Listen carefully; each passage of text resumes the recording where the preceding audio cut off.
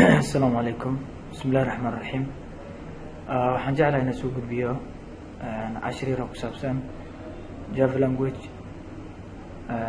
Java language waa language kamid ah programming language la isticmaalo sida C#, C++, C language, so on. Whenever markaad rabtid inaad create garaysid first application kaaga waa in markaas badanaa macnaha maxaa ayna isticmaashid Eclipse waxa la dhaho. Eclipse waxa uu jeedaan meeshan Eclipse qaabka sida loo install gareeyo sida markaas loo muxuu u baahan yahay Eclipse kaligiis ma baahan, wuxuu u baahan yahay Java setup ama Java, so sida loo install gareeyo insha Allah taala xil kale aan sheegi doono. marka Eclipse aad joogtid waxaa maskaxda ku haysaa anytime aad create gareynaysid application waxaa ku create gareyn Eclipse dhexdiisa. Okay, Eclipse dhexdeeda marka always inside waxaa ku jiro waxa waaye project waaye. whenever aad rabtid inaad create gareysid tusaalaan oo kale waxaan ku dhuftay Eclipse, markaan ku dhuftay waxay soo baxaya platformka inaan ku kor kareeyo arag. So marka rabtid inaad macnaha first time ka create gareynaysid macnaha muxuu ahaa application ka you have to create gareysid project.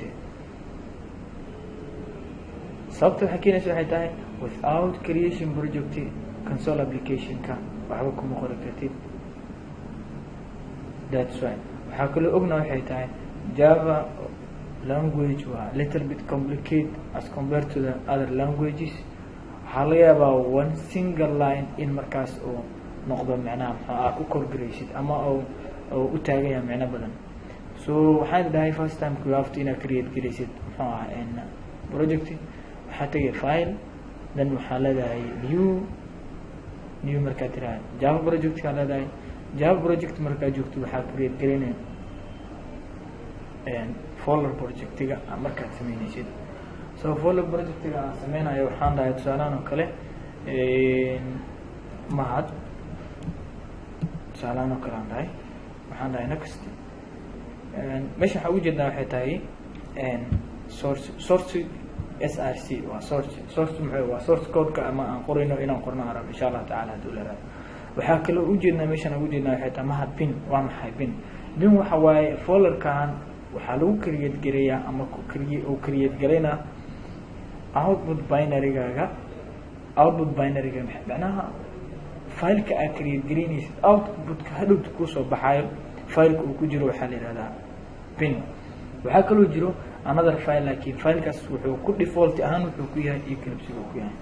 Okay, every Java application waxaa lagu build gareeyaa inside class-ka lagu build gareeyaa. maskaxda inaad ku heshid aan class-kaas oo lagu build gareynayo waxaa kale ogaataa that is why ay uga duwan tahay other languages-ka. maxaa dhahay every Java application waxaa lagu build gareeyaa inside class-ka lagu build gareeyaa. So other language-ka program language saas ma. Okay, waxaa ognaa marka in Java waxaa ognahay everything waxa waaye objective. Okay, objective waxaa laga create gareey from class. Okay, whenever aad rabtid class-ka inaad create gareysid it should be inuu noqdo upper class. Okay, waxaa kaloo ognahay waxaa naloo fududeeyey tusaalaan click marka finish markaan dhaho waxaa ii soo baxaya mahadaan sameynay. waxaan rabaa inaan sameeyo our main class. waxaan dhahay right click kadib waxaan dhahay class. waxaa ogaataa whenever I main class-ka aad create gareynaysid it should be inuu ahaado upper case ama inuu noqdo xarafka koowaad inuu xaraf weyn oo ka bilaabo. waxaan sameynaynaa marka main mahad. Okay, waa in halkan jeg aad saartid public static void.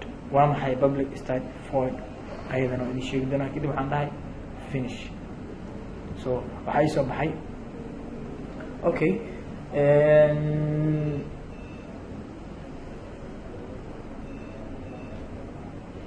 maxay dhahay first marka create gareynaysid classka create gareynaysid you have to inuu markaas macnaha muxuu ahaa inuu uppercase noqdo waa iska delete gareynaa waxaan remove aan leeyahay inta direct saan u delete gareyn kartaa direct waxaan sameyn kartaa meesha calaamadaas aan ku siinay double click ku siinay click marka ku siiyo waxa ku soo remove task marka ku dhuftid okay now waxaan rabaa inaan delete gareyn okay intaan delete gareyn ka hor meeshan aan u jeedno oo bracket kan aan public inta u dhaxayso waxaa lagu create gareeyaa methodska functionska sometimes functionska automatically oo kala gareeya okay waxaa ognahay waa maxay public maxay tahay public waxa waaye means waxaa la yiraahdaa errorkan hoos aan dhigno public waxaa la yiraahdaa means methodska can be called from anywhere public method macnaha meel walba ayaa lagu macnaa lagu kala gareyn karaa waxa inverse ku ah private ka so private ka marka gaar insha Allah taala aan idin sheegi doono waxaa jiro waxa la static waa kana static maxay tahay means you don't have to create instance of class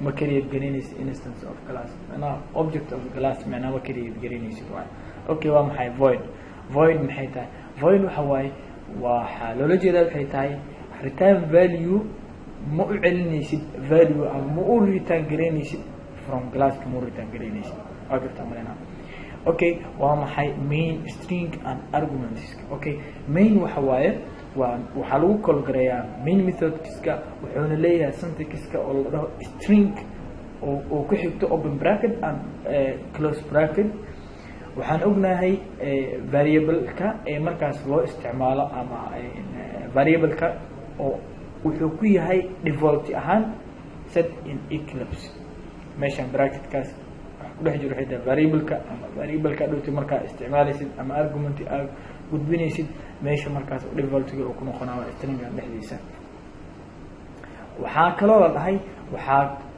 la dhihi karaa ama ogaan karnaa any platform ka salaano kale marka computer-kan aan ku run gareeyo program rabo inaad ku qaato USB aad whatever aad rabto computer kale inaad gelisid oo kale waxay u baahan tahay another platform to another waxaa laga yaabaa inay isbedesho karo kartaa so okay waxaa ognaa marka waa maxay marka argumentiska waxa u jeednaa waxay tahay waxa uu macnaha muxuu ahaay waa bracket-kaas markaas macnaha muxuu ahaa iyo argumentiska maxay tahay okay horta waxaa loola jeedaa waxay tahay argumentiska waxaa la leeyahay array la leeyahay karaa maadaama array la leeyahay karo waxaa order collection salaano kale markaas meeni sidoo kale array maxaa loo isticmaalaa kale waxaa loo isticmaalaa kale markaa rabtid inaad list aad samaysid sidoo kale salaano kale dadka inaad tiraa Cabdullaahi Cabdi markaa tiraa Cabdiraxmaan markaa rabtid maas order collection markaas meeni sidoo kale ama markaa create gareynayso salaano kale waxaa loo isticmaali karo kale dad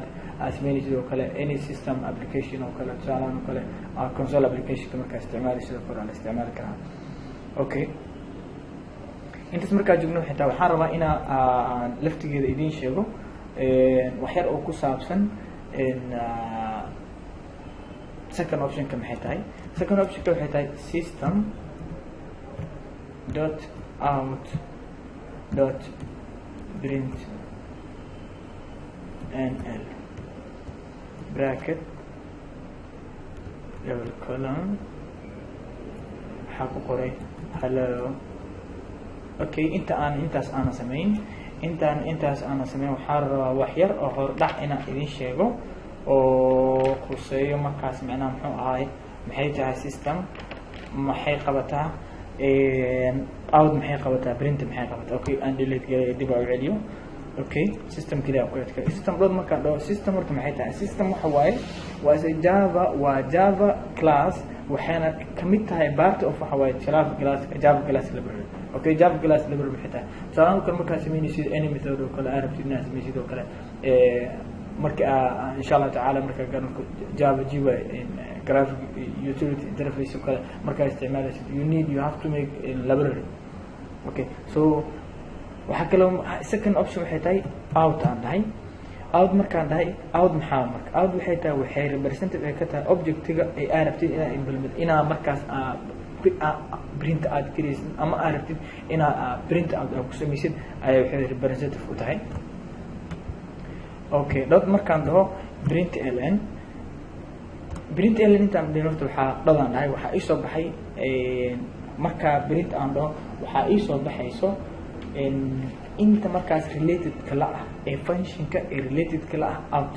maxaa lahay listigan kusoo baxaya waa functionska partiga ka ah print stringiga. print arabta outkan waxay u taagneyd print string. print maxaa saan markaa rabtid inaad gelisid Soomaaliya ha noolaato kale markaa rabtid inaad gelisid. so print stringigaas string maxay tahay? string waxa isku saan Soomaaliya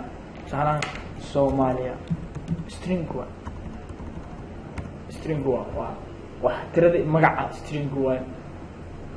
okay, functionska marka inta ka soo baxayo kale waxay macnaha muxuu ahaa waa part function waa part of the waxa la print string name waxa la out.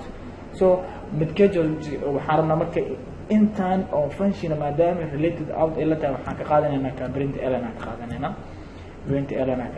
print ln marka ka qaadano double bracket kadib laba dhibic dhexda marka waxaan ku qoraa tusaalahan oo kale maadaama string ay tahay labadan dhibic inta markay jirto iyo labadan dhibic inta markay jira waxa ogaanay masti waxaan idin ku haysaa ama qalbiga ku haysaa inay tahay string waxaas aad qoraysid. okay, Soomaaliya dhahay Soomaali marka dhoo meeshan still wuxuu qoraa waxay tahay error. why? because statementkii ilaa hadda ma la xirin. okay, maadaama marka statementkii ilaa hadda aad xirin you have to statementka aad xirtid oo simka aad tira macnaha muxuu ahaa soo xirtid. okay, maxay tahay marka semicolonkaas muxuu faa'iideynaa? semicolonkaas wuxuu faa'iideynaa xitaa statementkaas waxaa ogna ingiriiska marka soo dhiganayna kale saano kale marka paragraphka qortid oo kale qasab waxay tahay inaa semicolonkaas qortid.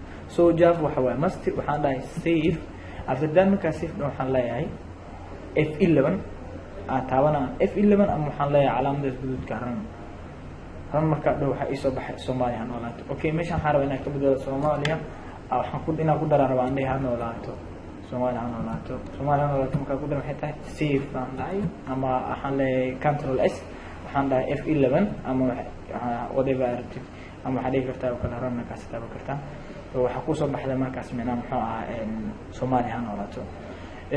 inta waxaan kusoo gabagaynaa insha Allah tacaala haddii la raado cashirka ugu horeeya ee ku saabsan javascript waxaana ogaataa insha Allah tacaala haddii la raado in markaas aan kusoo xuji doono in markaas aad print garaysid tusaalahan oo kale adoo adeegsanaysid oo arguments ama adoo adeegsanaysid tusaalahan oo kale adoo ina print garaysid oo kale tusaalahan kale for loop waxaa rabtaa inaa conditionska statementska inaa samaysid oo kale markaa rabtid oo kale tusaalahan oo kale markaa rabtid inaa samaysid array programming markaa samaynaysid kor ku saabsan array string point while exception handle markaa rabtid inaa samaysid oo kale all these stuff insha Allah tacaala haddii la raado waxaan jeclahay in markaa step by step aniga kulleyta waxaan jeclahay ma aha waxaan rabaa inaan improve gareeyo laftigayga how much I know in Java language waxaan jeclahay insha Allah tacaala dadka ay dhibayso laftigayga maadaama aan laftigayga ay dhibayso kale inaan la share gareeyo si markaas ayagana ugu faa'iideystaan aniga faa'iideystaan insha Allah tacaala waa mahadsantiin. السلام عليكم.